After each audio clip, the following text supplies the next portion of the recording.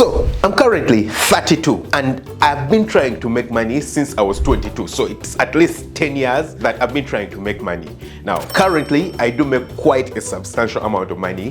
Back then, not really. I mean, I was just trying to figure out things, trying to hustle things all around. And honestly, looking back right now, I can say that part of my success has been my accident. I mean, I landed on stuff because of continuous try and error, trying out this, trying out that. But then I was thinking to myself, if I did have the opportunity to do this again, if I could get back in time, if I could sit down and try making money again, what would I do right now that I didn't do then that would certainly give me a very high chance of success? If you're young, you're in your 20s, and you want to start making money, you want to be intentional about making money. Don't be like me. I mean, don't be like someone like me who didn't have any financial knowledge. Later on in my years, I started, looking out for proper financial knowledge, financial literacy, reading books, and, watching YouTube videos, and actually getting mentors in the world of finance.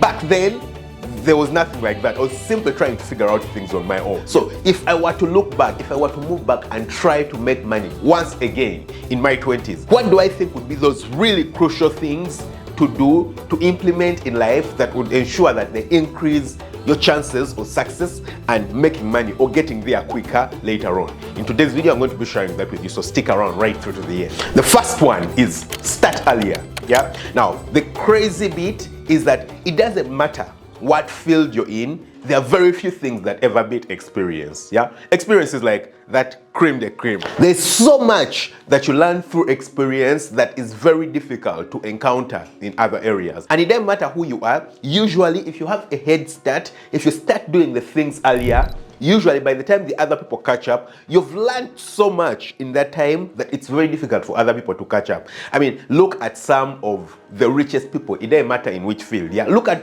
the biggest billionaires. Look at guys like Mark Zuckerberg, for example. I mean, the guy became a billionaire, I think at 22 or 23. That's when he became a billionaire. Now, that means he probably had started making money even a little bit earlier on. Now, you can say that he was lucky, he created Facebook and all those things, but money doesn't really come out of luck. I mean, he was working and putting in effort and trying to come up with this great idea each and every day over a while. I mean, the guy didn't even complete college. Can you imagine? So it's not luck, yeah? It's all about trying to go for it early. Yeah, there are guys who are thinking at the age of 22 or 23 that they are still too young to create anything innovative or anything that can change the world. But this guy, here he was, creating something that completely flipped the world at a really young age. And now that he's much older, he has such a huge bank of information. He understands how to run multi-million-dollar and multi-billion-dollar companies. And for him, I mean, starting and scaling a huge company is not a problem because he got that huge head start. Look at guys like Mr. Beast, for example. Yeah, he's been doing YouTube since he was a teenager, maybe, I don't know, 13, 14. That's when he started doing YouTube. And currently, he has such a huge bank of expertise. It's no surprise that, he's probably one of the biggest, if not the biggest YouTuber, individual solo YouTuber on YouTube. Yeah, the fact that he creates YouTube videos and each one is getting hundreds of millions of views. That's crazy. That's not something that you just do easily. But it's because he has built up such a huge bag of information about how to do YouTube, about how to make money, that he has gotten this advantage over a huge number of people. So starting early, number one, gives you experience, like we've already talked about, and very few things beat experience. Number two, it gives you connections. Yeah, over time, it doesn't matter what you're doing. If you're intentional and you're trying to work and get the best results, you'll get connections because you'll try to solve a problem and you get someone to help you with it. You try to solve another problem, you get someone to help you with it. And with time, you'll have built up such a huge collection of connections that, it doesn't matter what you need solutions for. It doesn't matter what you need to work on. You kind of have an idea of people who can help you to get there. And that's an invaluable asset. But finally, it also gives you the ability to correct your mistakes early and literally become an expert in the field that you're in. While other people are simply trying to figure out the mistakes and correct them, you have already become an expert because you started way earlier, you ironed out the mistakes really early, and that just gives you a great advantage. So yeah, start early. For me, I started when I was 22, and at that point, I probably thought that I was too young to be starting, but people who say that 15, the people who started at 18, the people who started at 20. The earlier you start, the higher your chances of success. So it doesn't matter that business idea that you do have. I have a lot of people who contact me and they're like, hey doctor, I want to start this, I want to start this.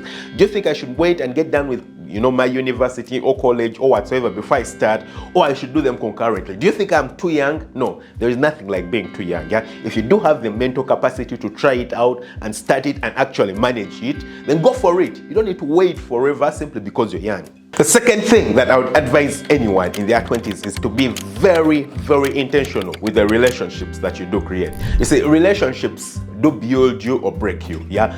And it doesn't matter the kind of relationship, as long as it's a relationship. So whether it's, a romantic relationship that you're having with a partner, whether it's a friendship that you're having with particular people, you need to be really intentional about them and make sure that they are healthy relationships that can actually build you and support you, yeah? Make sure that you don't get into relationships that are literally going to draw you back and break you, yeah? I remember a while back, quite a number of years back, I was in this relationship and I got heartbroken. I was really heartbroken, but then, it took a huge toll on my life because I feel like I was heartbroken for such a long time, 4, 5, 6 months, sometimes even up to a year. And that's literally a whole year wasted. You can't concentrate, you can't come up with good ideas, you can't be very productive. You're literally just struggling through it, yeah, because you can't figure out things, yeah.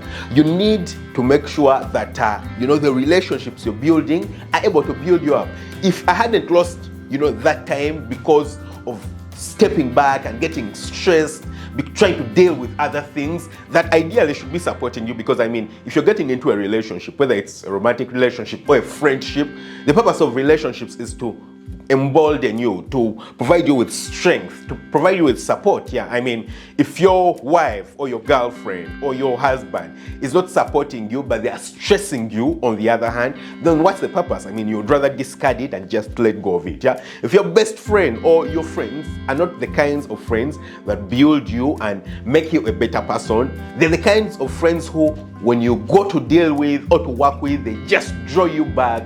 They just, they don't provide any form of progress to your life. Then what's the purpose? What's the purpose of having such a friendship? Yeah, the whole idea of friendships is to provide support. You need to make sure that you get, emotional support, psychological support, sometimes even financial support. That's not the biggest deal, yeah, but as long as they can provide you with some form of support. So you need to be very intentional while building out relationships to ensure that they don't draw you back, that you can utilize them to leap forward and not waste time. Don't have friends who the only thing you're doing with them is spending time with them at the bar, doing drugs, doing all kinds of crazy things, consistently being caught in crime. I look and I see a lot of people in their 20s wasting their lives, completely wasting their lives, yeah, doing these crazy things. And the one thing that they will always say is, we're not going to be young forever. We're going to grow up, or we might die anytime, so we need to make sure that we do enjoy our lives. But who told you that if you do it responsibly and you're doing it with people who help you and build you up, you're not enjoying? It's beautiful, it's enjoyable, even when you're doing it with people who are positive, people who help you, people who take you forward in your lives. It's certainly fulfilling that way, yeah? So there is this connotation and thought pattern that moves around a lot in the world that for something to be enjoyable, it has to be, a bit detrimental. It has to be the kind of thing that kind of pulls you down. Maybe alcohol, maybe cigarettes, that's all that's enjoyable. No, even other things that are not that are enjoyable, yeah? So you need to get out of that mindset of, for something to be enjoyable, it has to be probably a criminal activity or something that's detrimental to your life, yeah? So you need to be very intentional about the relationships that you do build. Now, the third tip is to take failures less seriously. Now, this is something I'll 100% blame on school, because unfortunately, the way school has trained us and brought us up has made us feel like if you do something and you fail, you're a failure, yeah? So you do have this kid who goes to school, maybe in elementary school, and they get really terrible grades, and because they get terrible grades, the teacher will, read their name out, tell them, you're not brilliant, you're not bright enough, you can't calculate numbers, you can't, figure out science questions. And so the child feels really, really bad. They feel like they're a failure simply because they failed to do a science number. They're probably the best reader in their class, so they are very good at maybe reading and stuff like that. But because they can't figure out a science number, no, they're a failure in life. Now, That's school. It's the way school has come up. And unfortunately, that creeps into people's adulthood. And it's for that very same reason that you find that in the business world, in adulting, when we all grow up and we become adults, you'll find that it is the so-called failures in school who turn out to be the richest people. They turn out to be the most successful people, even when it does come to business, when it comes to investing. It doesn't matter what it is. They'll be the most successful people, and they'll employ the S students, the ones who got good results. Why? Because these people who consistently failed got used to the fact that life is all about failures. There's nothing wrong with failing. If I fail an exam, it's okay. People will say that I'm crappy and everything, but I'll go and try again because I have no option but to try again. So I have to keep trying and trying and trying. And on the other side, those who believe in excellence and everything can't even fathom the idea of failing. They'll be telling themselves, hey, when I do fail, I'm terrible. If I fail, the world ends. That's why you hear that someone committed suicide. Kids commit suicide simply because they got a terrible grade in school. You can imagine a terrible grade, or they didn't get a particular job, or they got fired from their workplace and then they commit suicide. Because they feel like this one failure in life is a failure completely in their lives. No. For the people who make it big, the people who get rich, the people who become greatly successful, these are people who believe and understand that failures, first of all, are not really failures. It's just, day-to-day stuff that happens in everyday life. But number two, failures are learning points. If I fail at something, I've just figured out another way that doesn't work. Think about guys like Thomas Edison, the guy who came up with the electric bulb. How many times he failed? And you know what he said? That every time he would fail, he didn't see it as a failure. He had just figured out another way that the bulb wouldn't work. So what that means is that over time, the number of times he had to try to figure out the bulb just kept reducing, because that means he had tried out other ways that can't work. So it turned out to be a positive for him because he's working towards something, and you know that you're actually moving forward. In failing, you're moving forward because you're figuring out better ways. So you need to understand that failure is not the end of life. Disregard failures. If you're going to be successful and make it to the very top and shine and be one of the richest people in the world, be one of the most creative people, be one of the most impactful people in the world, you need to understand that failures are routine. They look like failures, but in all honesty, they're not failures. They're just stepping stones for you to figure out that this won't work. This is how I should probably be doing it, and then you do it a better way and move on to the next step in life. Now, the fourth thing is learn more about making money, or in another way, be more intentional about financial literacy. For the things that I did figure out and the way I figured out to make money, it's first of all because I had a huge drive. I grew up in a poor family, didn't grow up with a lot of money around, and I always had this drive and desire to be able to make money at a particular point, change my life, change the life of my family, and be the kind of person who can change things. So that was something that created a huge drive in me. But also because I was so broke, I was living on the university, I would barely have food sometimes, I wouldn't have clothing. It was hustle and struggle. It just forced me to get creative and try to come up with ideas and figure out how to make money. So that's how I figured out, these ideas about how to make money. But in all honesty, it's not like I knew anything about financial literacy. I didn't even know that it's possible for you to go and learn, or even just watch YouTube videos or people talking about how to make money. I didn't. I completely had no idea about it. What I knew is that, number one, I'm going to graduate, become a doctor, and when I become a doctor, I'll be making money, so I should be able to afford whatever I can in life. And then I was thinking to myself, maybe I can also start a business somehow, somewhere. Now, at least I had the alternative of starting a business. But for a lot of people and a lot of young people out there, the only thing they can think about is the fact that they're going to graduate and they're going to get a job that's going to pay them, and maybe they'll earn a lot of money from their job and be able to enjoy their lives. That's really terrible. Unfortunately, that's the biggest percentage of the world currently. So if I could go back then I would step out of my way to actually get proper financial literacy. Read books about making money. There's so many books about making money.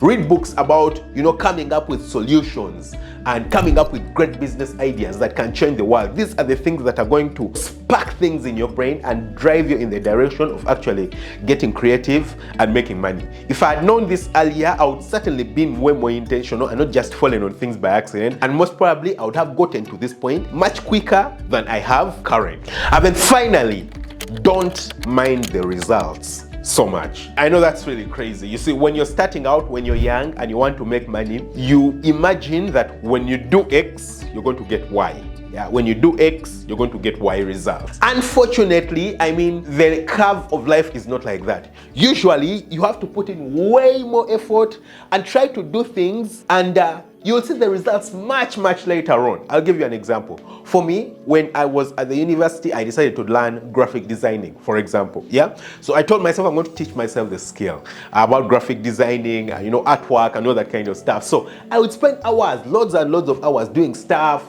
A lot of times it was simply for fun, but also because I wanted to learn. Yeah, again, when I was at the university, I told myself that I'm going to teach myself Spanish. So I started learning Spanish, going through quite a number of classes.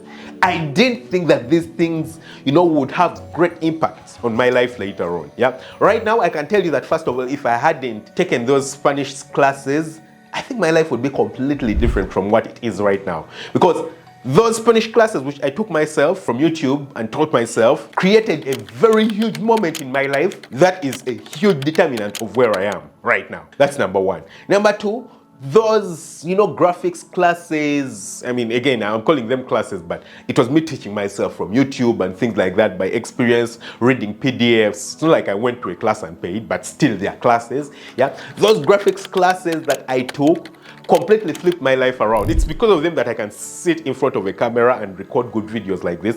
It's because of them that I can make proper thumbnails, because, for example, the thumbnails that I make for all my YouTube videos, I make myself. It's because of these skills that I have come up with a lot of ideas. Yeah, now I invested in them a while back, and if I expected results from them at that very moment, most probably I would have given up, because I would have told myself, well, I don't see anything. I mean, it's been 1, 2, 3 years of me doing this stuff and I'm not seeing any results out of it. But because I kept doing it and had been doing it, and I knew that at a particular point it will be rewarded, now, many years later, I'm actually seeing the results of it. So you need to be patient. Don't expect immediate results. Yeah, don't mind the results. In that very moment, don't mind the results. Especially when you're young, you're in your 20s, or maybe in your teens. Just put in the hard work. You're building a huge bank of knowledge, a huge bank of experience, a huge bank of connections that's certainly going to help you much later on. Yeah, it's much later on that when you start doing these things, then you just notice that, oh, I have this skill, I have this skill, I have this skill, I have this skill. So the more skills you can build up on, and you don't even need to go to school to build up on these skills. Like I've already shared with you, I didn't go to school to build up on a lot of the skills that I'm having currently. Yeah, a lot of them were just self-taught with the internet. The internet is very beautiful. Of course, it's not self-taught if someone is sitting down and teaching you like I'm teaching you on this YouTube video, but at least you have the individual decision to make of actually sitting down, going to that YouTube video and watching it. Currently, it's crazy, because even when you open YouTube or I don't know, all these platforms, TikTok, you're just going to find shots of, stuff that's really not useful. Yeah, so you just start flipping within. You move from a cat to a dog laughing to, I don't know, someone making a comedy show or something like that, and you just notice you've spent 2 hours or 3 hours on YouTube and you've learned nothing. Yeah, you need to make sure that you're actually intentional about learning. Yeah, for me, I love YouTube. Thank God for YouTube. Thank God for whoever came up with the idea, because it has created such a huge impact in my life, a way bigger impact than medical school created or all other levels of school. Because right there, I can go, sit down, listen to what other people think, come up with different philosophies. Of course, some people are wrong, some people are correct. Everyone will come up with their thought pattern, but at least it opens up my mind to think and understand different perspectives or thought patterns that people do have. And that also opens up your thinking to be able to come up with these great ideas that you can implement later on. So yeah, don't worry so much about I'm having less fun in my life. If you can build up that knowledge bank over years, you'll be surprised how much more it can amount for you in the future. In the future, you're probably in a business meeting with someone, and then every time you talk to them, you appear to be very knowledgeable. It doesn't matter the field that you're in. Most probably that person will trust you more than before. But in the past, while you were consuming that information, while you were learning those things, you didn't think that it would be helpful for you going forward. But now that you're in this meeting and you just seem to be way more knowledgeable about everything, someone will start thinking, this person is worth, I don't know, $2, $10, $15 million, simply because of the bank of knowledge that you do have. Yeah, so learn as much as possible and don't care so much about the results in the moment. You'll be surprised how much results you can actually have later on. Don't forget to hit the subscribe button, smash the notification bell. Catch you very soon with another video. Lots of love. Bye bye.